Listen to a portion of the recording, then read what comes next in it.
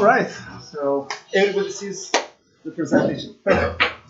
Welcome to CS 487, Introduction to Competitive Programming. And I'm Emre. I came from Silicon Valley, but I'm originally Turkish. So we will have plenty of time to talk about my background, why I'm here, and how I can be helpful to you.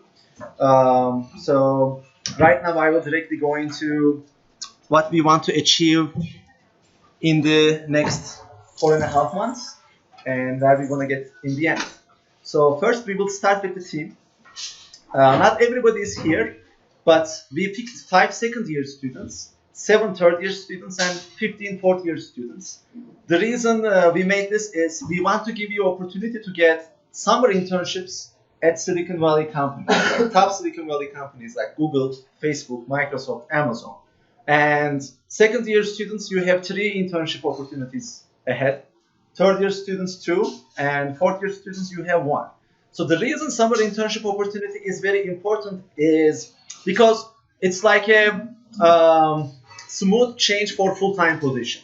Like in full-time interviews, they invite you on site if you pass the phone screen for full day. So you have 5 sessions, and in these sessions, like they ask you coding questions, they ask you system design questions, some part of it also behavioral, and it's harder to pass that bar than internship interviews. Because in the internship interviews, all you have to do is to pass the phone screen. So usually for people like you which have very high potential but don't have very good labels, the hardest part is getting the internship interview. So if you just send your CV to Google, like they get over 1 million CV every year. So it's very hard to pass the pre-selection and then get the interview opportunity. And with the help of this program, what we are going to do is basically we are going to connect you with people who are working there actively, and they are going to be reference to you. And then you will get the interview so you can perform there and prove your worth.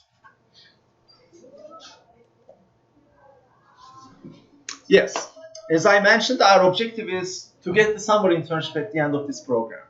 And by the end of February, students who perform well, we will connect them with the companies and we will be a reference to them and they will have the interview opportunity. So why do you think I put this slide, like this guy on the stage? Can someone make any connection to our situation? Just give it a try. I mean, there is no right or wrong answer. No guesses? I guess with your recommendation, we could pass you could stop being anonymous and get the attention.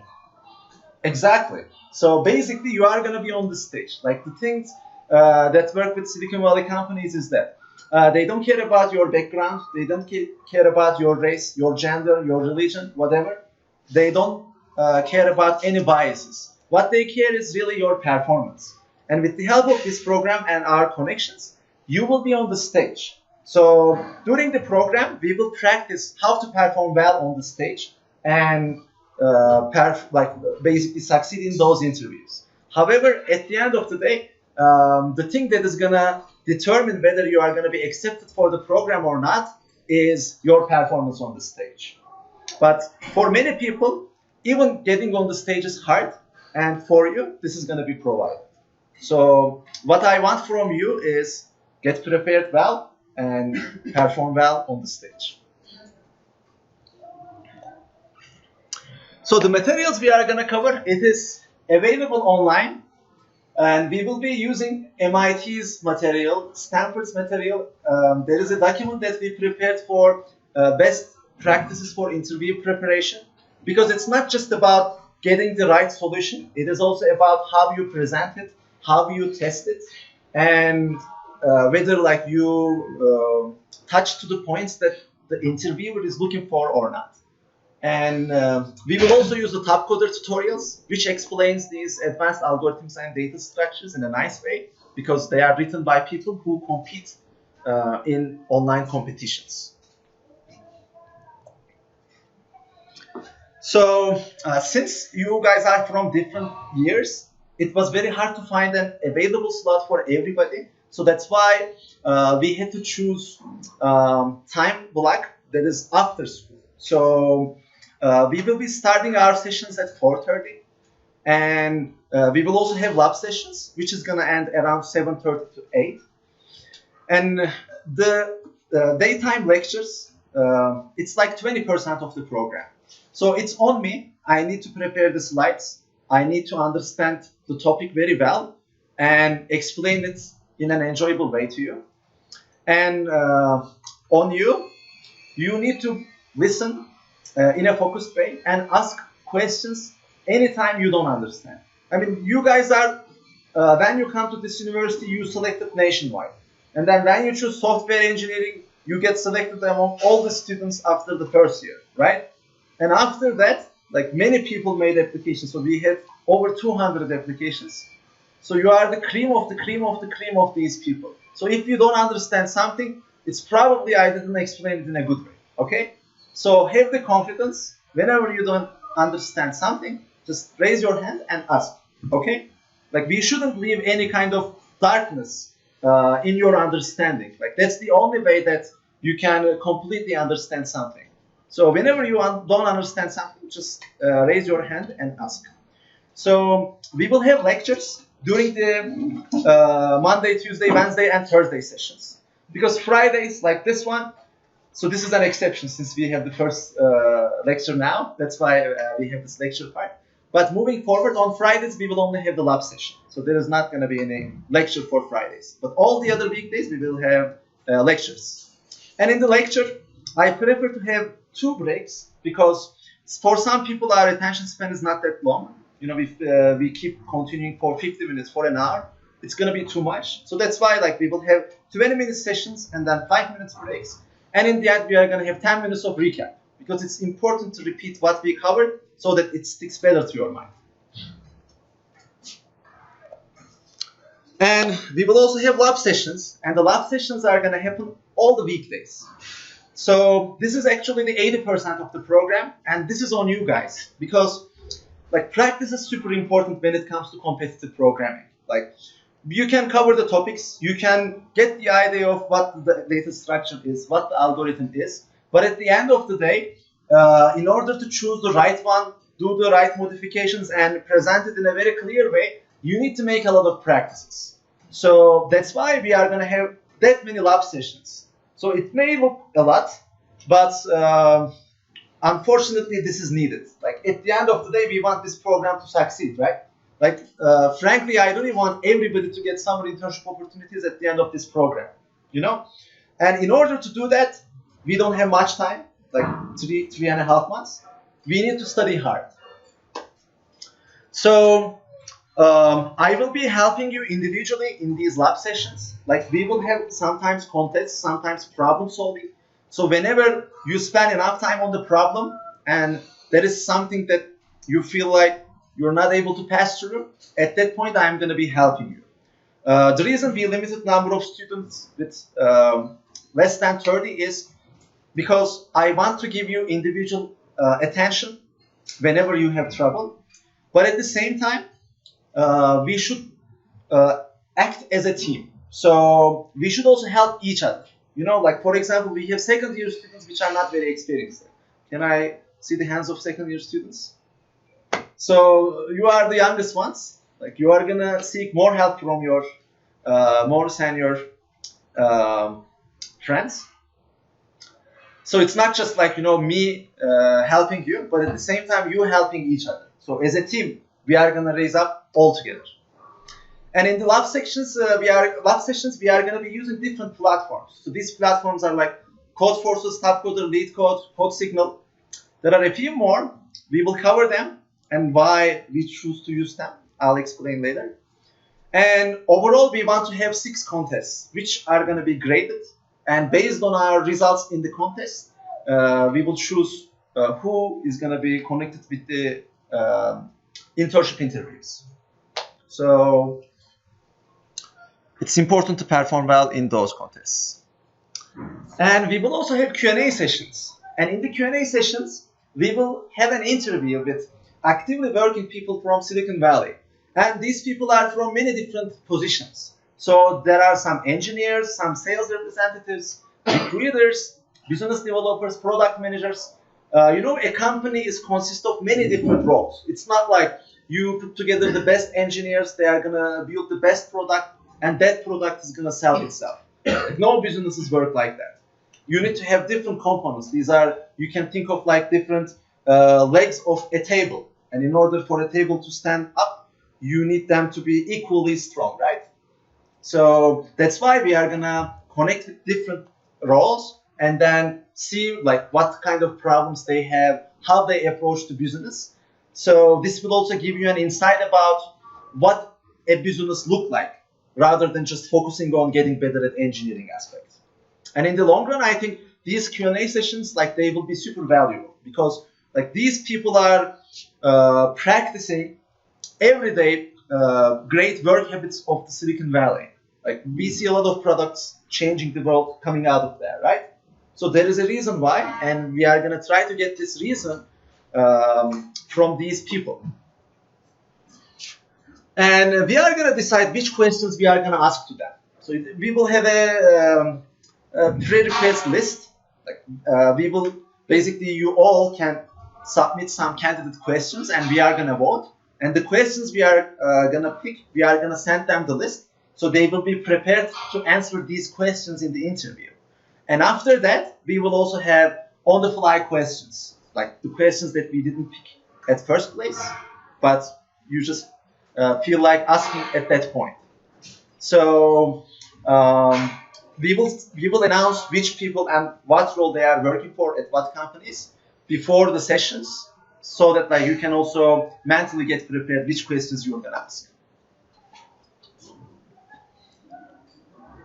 And the ones that are working at recruiter role or engineering role, they can also help you with interview preparation and tactics. Like they can tell you what kind of interview experience they had in the past, what kind of questions they are asked, how they get prepared, because these are the ones that test the interview, right?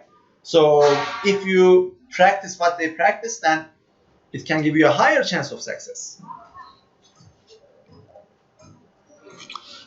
And in January, like during your final period and break period, we can have an optional camp. So depending on how we perform, because by the end of January, we are going to be very close to interviews. Like the interviews are going to happen in the last part of February, in the last 2 weeks of February. And depending on where we are, whether we are very close to the bar or we already passed, we can have a camp. And it doesn't require all of us to be physically in the same location, but it requires like dedicating some time, like maybe working like 6 hours, 8 hours a day and doing a lot of practicing on problem solving. And from my personal experience, like camps are the places where the real magic happens. I mean, I don't know if there is real magic, but if there is, it's happening in the camps. So I strongly suggest, if we can make that happen, to be part of it. And in the camp, we will do problem solving and contests. So it's going to be very similar to what we do in the lab sessions, but in an extended way.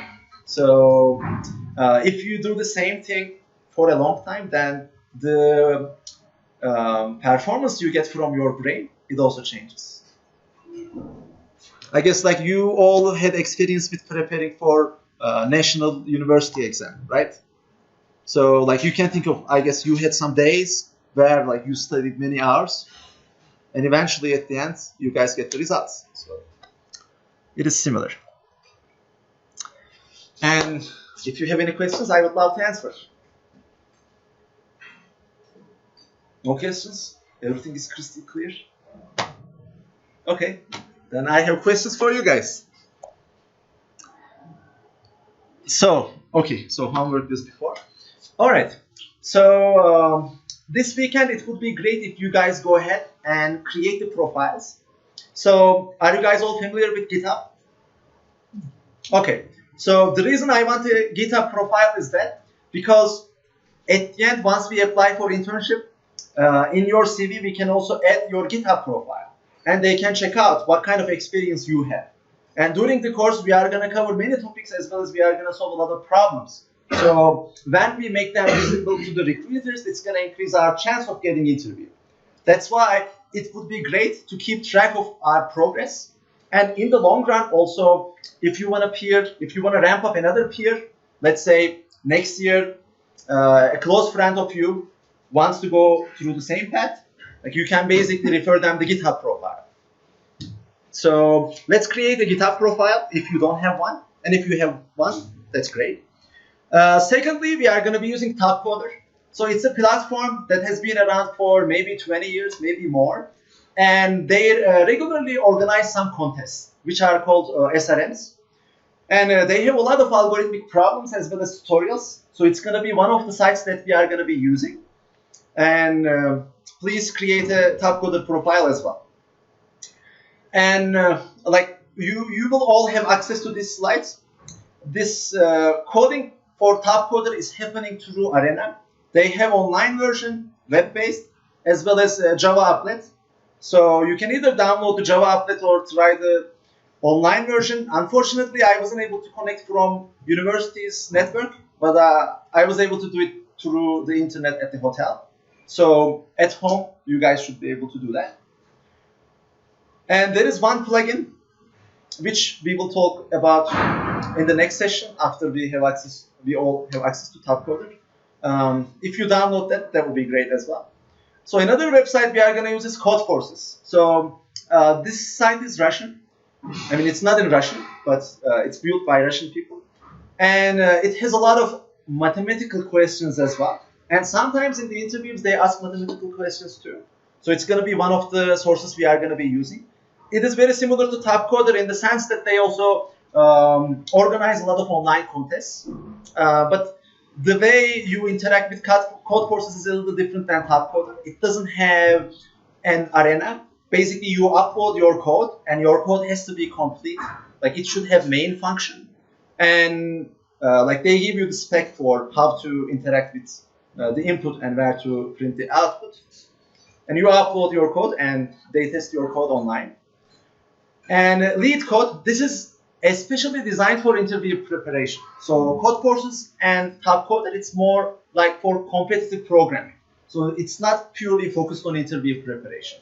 However, LeetCode is specifically focused for interview preparation. So they have a lot of questions, and those questions are closer to what you are going to see in interviews than Codeforces and Topcoder, because Codeforces and Topcoder, they have more advanced questions than interview level requires. However, LeetCode, its questions are more similar to what you are going to be asked in the interviews. So level-wise, I would say LeetCode has easier questions than Codeforces and Topcoder. And CodeSignal, so this is kind of a relatively new startup. Basically, what they want to do is they want to make the hiring process completely data-driven. So instead of having like human-to-human interviews, like they basically want you to solve some tasks, some projects, and then based on your performance, they are going to prepare your package, and the companies are going to make hiring decisions based on what they see. So it's going to be purely data-driven. There will be no sort of bias whatsoever. That's their goal. And in their platform, they have a lot of questions as well as like tutorials. So we will be using CodeSignal too. So please create a profile there too. And so at the end, obviously, we want to track our performance, right? So in the progress log, you will see that we have information sheet. So please put all your profile names there so that we can keep track of our performance moving forward. Okay? And please, over the weekend, like read about the interview process. Like there are tons of materials. You can watch some YouTube videos and get excited because you need it. And as you remember from the email, I want to ask you 4 questions. Like it's obviously for these questions, there is no right or wrong answer. It's just to get to know each other, okay? Because like we can be most effective when we know each other well and when we trust each other well. Without that, the program is not going to be that effective. And I'm going to start. So what's your biggest achievement in life so far? I would say probably like getting the gold medal in the National Olympics and representing my country in the International Olympics. Unfortunately, I didn't get any medal for the International Olympics, but still, just being part of that organization was nice. And like this was Olympiads in informatics, so it was basically like programming competition for high school students. And the high school I attended, it was specifically focusing on basically teaching competitive programming and or like let's say um, preparing students for Olympic competitions. Like in total, a country has 23 slots to represent with the national teams in math, physics, biology, chemistry, and informatics. And from my classroom, we had 10 spots. So Turkey is 80 million country, like it's very close to Ethiopia. Like you can think of how specifically focused my high school was for Olympic studies. And why do you want to intern at Silicon Valley? I don't want to intern at Silicon Valley anymore, so I'm going to skip that question and leave it to you. And the third question is, where do you want to see yourself in 10 years? So actually, this is the last step before I start my own company with friends. And in 10 years, I want to see myself in a company that I started with my friends, which is working for a positive impact problem for the world for sure, and successful. So I want to be part of that company. What kind of achievement would make you feel accomplished once you are 60 and look back? That's a tough one and good one. I think your answer can change for this as you get older in life. And right now, I would say, like, I really want to put a lot of effort and do my best to decrease the opportunity inequality for any kind of breakdown. Meaning, like, unfortunately, we have biases for gender. You know, like in software engineering, for example, if you look at the numbers, we have less girls than boys. It's not because girls are less talented, it's just the way it is and some historic reasons. Nation. At the same time, some nations have a lot more wealth than some other nations, right? Is it because they are more hardworking, they are more talented? Yes and no, mostly no. What else? Your religion, you know? Like in some places, people are discriminated because of their religion. It's just a belief. It's not like people choose it. Actually, if you think about it, many of the religious thoughts, they come from your background, like where you were born, what was the religion of your family. These are like over 90% decisions on what your belief system is. And like nations, your continent, whatever. So any kind of breakdown of humanity, I'm against all this. So I want to put a lot of effort in decreasing this opportunity inequality. And that's one of the reasons why I'm here. So I know that you guys are very talented, very smart, and I would love to connect you guys with opportunities. So if you have more questions, you can always ask me. I'm an open book. It's about why it's a good idea to intern at Silicon Valley. So I would like to give an example. Like I had 3 more friends in high school with me in Olympic competitions for informatics. And at the end of college, like we, after high school, we all went to colleges in Turkey. And 2 of us decided to continue their career in Silicon Valley, and the other 2 stayed in Turkey. So the other guy who is in Silicon Valley right now, he's an engineering manager at Facebook, and like he's making probably mid 6-figure money, like meaning around like $500,000 per year. Like he has a very comfortable life. He has his house, has his family, like having kids, and enjoying his life, working with very smart people, working on interesting problems that are affecting everybody in the world, not just a few people. And the other 2 that decided to stay in Turkey, so they worked in several jobs in Turkey, in different companies. What they are doing is affecting people only maybe, you know, around them, or definitely limited to Turkey. It's not at the world scale. And when we ask these questions to them, the answers we get right now is, I don't know, I just want to have a work, you know, in 10 years, because it's not for sure whether you can continue having a work or not. Like in 60 years, probably I want to be healthy, like be a grandfather, you know, like the dreams are not that big anymore. And the reason is like they surround themselves with people that are not as ambitious as the ones in Silicon Valley. So if we talk to my friend that is working at Facebook and ask him, hey, what do you want to achieve in 10 years? Where do you want to see yourself when you're 60? The answers are way more ambitious. So there is a point surrounding yourself with smart and ambitious people.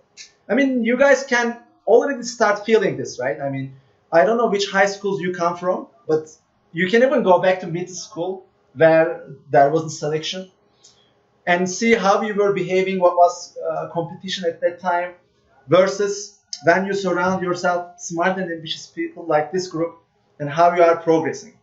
So imagine adding one more layer on top of that and grouping with people together from all around the world, coming from different backgrounds, different nations, speaking different languages, but one thing in common, like they have ambition, they want to change the world. So that's why I strongly suggest getting an internship in Silicon Valley and seeing it with your eyes. A couple of you mentioned, I really want to see, right? I mean, we hear a lot of stuff about that. I really want to see. Yes, definitely you should go see with your eyes, because everything I say, this is from my perspective. And it is very biased on my personal experience. People I met with, companies I worked at, problems I try to solve. So in order to write your own story, you should experience it with yourself. So that's pretty much I want to say. Again, welcome to the club. And all I want for the next 4 months is work hard and do your best. Like, I know that you guys have the potential. You guys are smart. And if we work hard, I'm pretty sure we are going to achieve our goals, our highly ambitious goals. So I want to finish with one quote. Actually, two quotes. The first one is, seek first to understand, then to be understood. Like basically, if we want to create a communication channel with somebody, no matter who that person is, first we need to seek understanding that person. Because we all are people and we want to be heard. Like being understood by another human being is one of the best feelings in this life. So why not offer this to the other person first and listen them, and then try to explain yourself. So this way, it's way easier to build a communication channel. And it is from a book called 7 Habits of Highly Effective People. I recommend this book wholeheartedly. Like, this is the best personal development book I have ever read. If you're not interested right now, that's completely fine. Maybe in the future, if you feel like, oh, I want to read a personal development book, keep that suggestion in your mind. And the other quote, so the first one is something that I think it's not true, which is practice makes perfect. I guess everybody heard this, right? It basically tries to highlight the importance of practice and putting the hard work to achieve something. But in my opinion, that's wrong. Because when I look at life, there are a lot of super hardworking people who do not achieve very good results. Do you guys know why? I think it's because their practice methods are not perfect. So the better version of this quote, which is correct in my opinion, is perfect practice makes perfect. So that's why we should keep constantly focusing on how we can improve our practice sessions, how we can do things better, and then bring them to the play, okay? So do not hesitate for bringing in any suggestion. Like over the weekend, do a lot of reading, watch videos. How do people prepare for these interviews? How do they get results? Let's hear about different methods and improve our methodology as well, okay? So thank you very much. Have a great weekend, and yes. Why Ethiopia? Like, how does a person from Silicon Valley choose to come to Ethiopia? Ethiopia. Perfect. Great question. Ethiopia before you decided to come. So let me tell you the whole story. So, like, it's been 7 years since I started working in Silicon Valley, and I worked in several companies like Palantir, Google, Liftoff. They are at different scale, but you guys all know Google. And like for these 7 years, these are all for-profit companies. So all I did was taking, for-profit companies are working to make profit. So most of the money goes into the founders and investors' pocket. but they also pay you some money, right? You know, Silicon Valley companies give you high compensations. And for example, I was reading a lot of articles on Wikipedia, and all I did was just writing a couple edits, you know. So I consume 99% and give back maybe 1%, maybe even less. So this was the time for me to give back with what I collected so far. And I wanted to come to Africa because I think we should build the best schools in the poorest neighborhoods, because that's where we have smartest people that are super hungry for success. And after I chose to come to Africa, obviously I needed to find a country. And at the same time, I didn't want to die this young, so I was looking for a safe place. And when I look at the intersection, there weren't many alternatives. And there was one recruiter in my company, my last company. Her name was Jordanos. So she suggested, why don't you go to Addis Ababa? Like Ethiopia, it's a big country.